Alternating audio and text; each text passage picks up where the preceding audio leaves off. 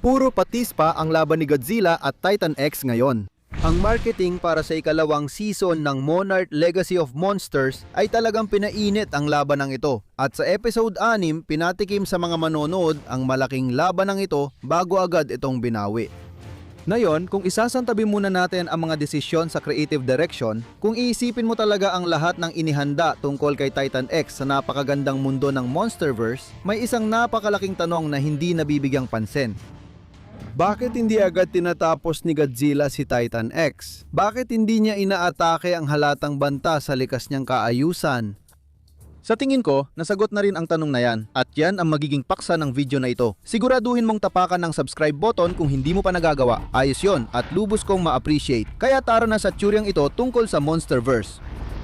Una, pag-usapan natin ang dream scene sa episode 6. Hindi lang ito simpleng patiking kay Godzilla, kundi nagbibigay din ito ng respeto sa lore at canon ng serye.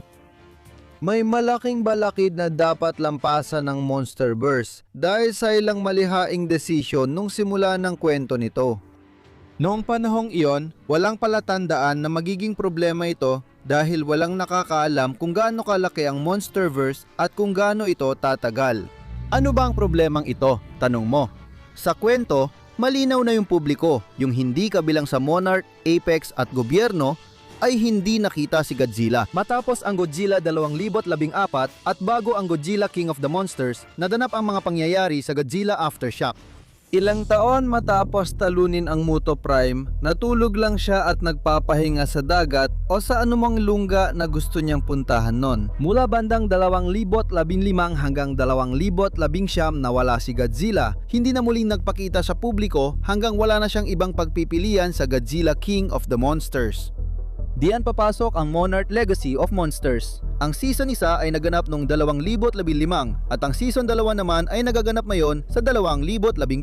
Napakagandang taon. Nagsisimula na bang luminaw ang lahat? Para lumitaw si Godzilla sa Monarch series, dalawang bagay ang kailangang mangyari. Kailangan niyang hindi makita ng maraming tao o kahit sino man na wala sa inner circle ng mga taong may alam tungkol sa mga Titan mula sa Monarch at mga katulad na grupo. O baka kailangan lang siyang lumitaw bilang flashback, pangitain o panaginip. Kaya hindi talaga natin makikita si Godzilla na lumalaban kay Titan X sa Tokyo o kahit saan malapit sa kabihasnan sa Monarch Season 2, maliban na lang kung gusto talaga nilang baliktarin ang lore.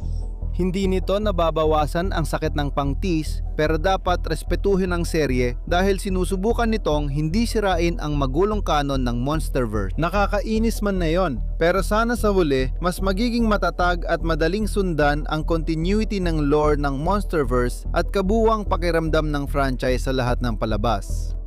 Sandali, pero hindi pa rin ito sinasagot kung bakit hindi inaatake ni Godzilla si Titan X kung totoo ang Monsterverse. I-like mo ang video kung pinapangarap mong maging totoo ang Monsterverse. Gaano nakatagal mula nang lumabas si Titan X? Walang tiyak na paraan para malaman kung gaano katagal ang pagitan ng mga pangyayari sa seryeng ito. Pero siguradong linggo o buwan nang lumipas at wala pa ring Godzilla. Matagal na ring hindi nagpapakita ang G-Men. Lalo na kung nakita natin kung gaano siya kasabik na ibaon si Kong sa kailaliman ng dagat. Hindi talaga makatuwiran ang ugali ng malaking mama dito. Hindi ito ang karaniwang asal niya.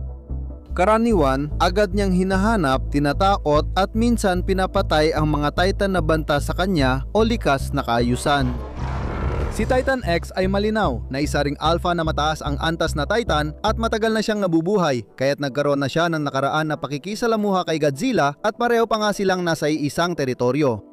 Hindi ko maintindihan kung bakit di pa ginawang fish stick ni Godzilla si X na yon. Si Titan Sila ay hindi marunong sumuko, patuloy na naglalaro sa apoy at nauwi sa parang nag-audition para sa remake ng isang palabas sa Nickelodeon Channel. Laging ninanakaw ni Tiamat ang bahay niya at sinusubukang higitan si Godzilla at alam mo na ang ending nun. Sigurado pa rin ako na si Margigar, alam mo na, yung kakaibang halimaw na konsepto ay tinusta ni Godzilla hanggang maging malutong sa isang pagkakataon. Nagwala si Godzilla laban sa dambuhalang isda mula sa Hollow Earth. Lahat sila ay lumampas sa kanilang hangganan at naparusahan. Malinaw, hindi maganda maging Oceanic Titan sa Monsterverse kapag dumating ang malaking mama. Kaya paano nakaiwas si Titan X sa ganitong kapalaran? Sinakop nito ang teritoryo niya, nagdulot ng malaking pagkasira at muntik pang lumala at may tuturing ding banta sa antas ng lakas niya. Mga kilalang dahilan ng pagkamatay ng ibang Titan, pero suriin pa natin ang mga ginawa ni X. Oo, inatake nito ang isang barko, maliit na baryo at ilang drone, pero wala namang malaking halaga, lalo na sa pamantayan ni Godzilla. Kay Sila, laging malakas ang atake ng halimaw at tinatarget ang mga pinagmumulan ng kapangyarihan. Ganon din kay Tiamat. Yung una niyang laban kay Godzilla ay tsamba lang, pero yung pangalawa, sinadya na talaga. Gaya ni Sila, sinusubukan din ni Tiamat na makakuha ng higit pang kapangyarihan. Nakikita mo na ba kung saan ako papunta? Minsan, ang kapangyarihan ay hindi lang galing sa atomic o misteryosong enerhiya, kundi mula rin sa pagkakaisa at sama-samang lakas.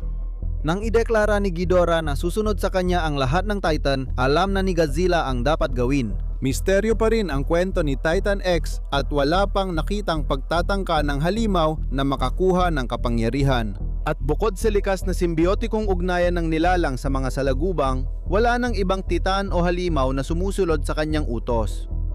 Tandaan, lahat ng mga Titan sa dagat na patay na ngayon, maliban kay Margigor, ay buhay pa sa panahong ito, kaya pwede sana nagsanipwersa si X kung gusto niya talagang kapangyarihan.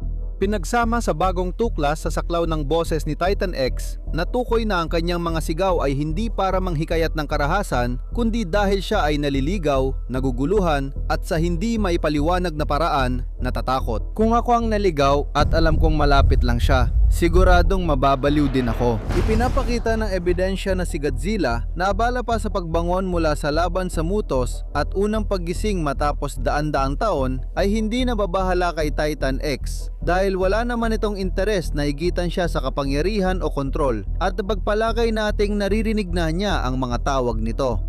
Na kaya ng nilalang na ito maramdaman ang tibok ng mundo, kaya sigurado akong naririnig niya si Titan X at naunawaan niyang hindi naman labanan ang hinahangad ng Titan na yon.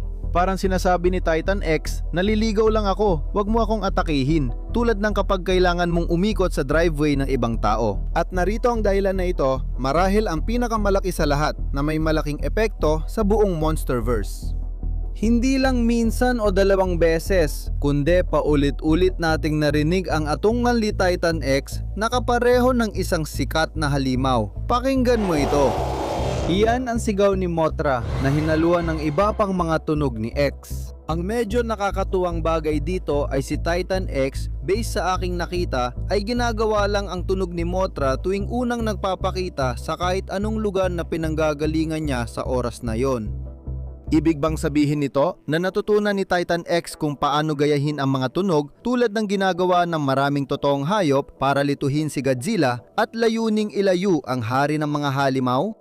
Alam natin na si Mothra lang ang Titan sa Monsterverse na labis na nirerespeto ni Godzilla at wala rin siya masamang hangarin kay Mothra.